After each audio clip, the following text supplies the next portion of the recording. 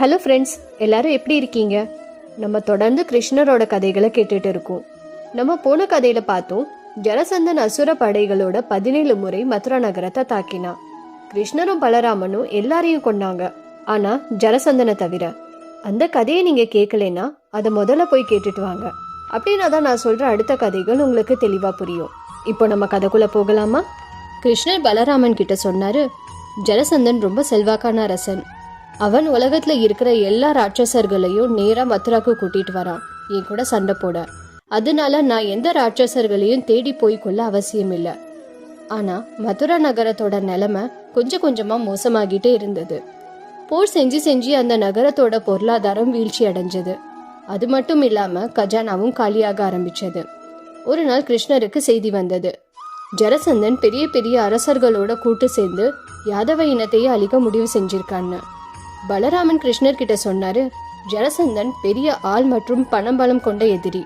ஆனா யாதவர்கள் அவனோட தாக்குதல இவ்வளவு தூரம் தாங்கினதே நம்ம அவங்க கூட இருக்கிறதுனாலதான். சீக்கிரமே ஏதாவது யோசிச்சு செயல்படணும்.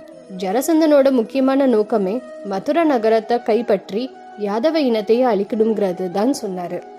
ஜரசந்தன் செதி நாட்டோட அரசன் தம்கோஷா, கருசா நாட்டோட அரசன் தந்தவக்ரா மற்றும் விதர்பா ராஜ்யத்தோட அரசன் ருக்மி கூட ஆயுத கூட்டணி வச்சுக்கிட்டான். இந்த கூட்டணியோட ஜரசந்தன் திரும்ப மதுரா நகரத்தை தாக்க வந்தான். அவன் மதுரா நகரத்தோட மக்கள் கிட்ட ஒரு செய்தி அனுப்பினான், நான் உங்க எல்லாரையும் மன்னிச்சு விட்டுடுறேன். அதுக்கு பதிலா நீங்க கிருஷ்ணர் மற்றும் பலராமனோட தலையை என்கிட்ட ஒப்படைக்கணும்னு சொன்னான். யாதவர்கள் இதை மறுத்தாங்க, போருக்கு தயாரானாங்க. கிருஷ்ணருக்கு இந்த போரை தொடர்ந்து செய்ய விருப்பம் இல்லை. அவருக்கு ஒரு யோசனை வந்தது, ஏன் தலைநகரத்தை மதுரால இருந்து துவார்காக்கு மாத்தக்கூடாதுன்னு நினைச்சாரு. இத பத்தி பேச கிருஷ்ணர் அவரோட தாத்தா உக்ரசேனாவை சந்திச்சாரு. உக்ரசேனா சொன்னாரு, கிருஷ்ணா, நீ இப்படி போர்க்களத்துல இருந்து சண்டை செய்யாம கிளம்பிட்டா எல்லாரும் உன்ன கோல பயந்தாங்கோலின்னு சொல்வாங்க, எல்லாரும் உன்ன தப்பா பேசுவாங்க. கிருஷ்ணர் சிரிச்சுக்கிட்டே சொன்னாரு, தாத்தா, எனக்கு ஏற்கனவே நிறைய பேர்கள் இருக்கு, அதுல இதுவும் ஒண்ணு. பரவாயில்ல, என் மக்களை காப்பாத்த நான் என்ன வேணும்னாலும் செய்வேன்னு சொன்னாரு. ஆனா பலராமன் ஜரசந்தன் கூட போர் புரியணும்னு நினைச்சாரு. கிருஷ்ணர் பலராமனுக்கு பக்குவமா சொன்னாரு, யுத்தம் எல்லா பிரச்சனைகளுக்கும் தீர்வு தராது. மதுராவுக்கு எதிரா ஒரு பெரிய சதி திட்டம் இருக்கு. போர் செஞ்சா நிறைய பேரோட உயிர்கள் பலியாகும். எதுக்காக என் மக்கள் எனக்காக சாகணும்? இதுக்கு ஒரே தீர்வு மதுராவை விட்டுட்டு ஜரசந்தன் நம்மள வந்து தாக்க முடியாத இடத்துக்கு போகணும்னு சொன்னாரு. கிருஷ்ணர் பலராமன் கிட்ட சொன்னாரு, ஏற்கனவே ஜரசந்தன் 17 முறை மதுரா நகரத்தை தாக்கி இருக்கான். யாதவ குலத்தை அழிக்கிற வரைக்கும் அவன் தூங்க மாட்டான். எல்லாரும் கிருஷ்ணரோட ஆலோசனைய தயக்கத்தோட ஏத்துக்கிட்டாங்க.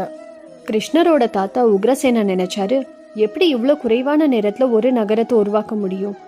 மதுரா நகரத்தோட மக்கள் தூங்கிட்டு இருந்த சமயம் கிருஷ்ணர் தேவலோகத்து கட்டிட கலைஞர் விஸ்வகர்மாவை கூப்பிட்டு கடலுக்கு நடுவுல ஒரு அழகான நகரத்தை உருவாக்கி தரணும்னு கேட்டாரு.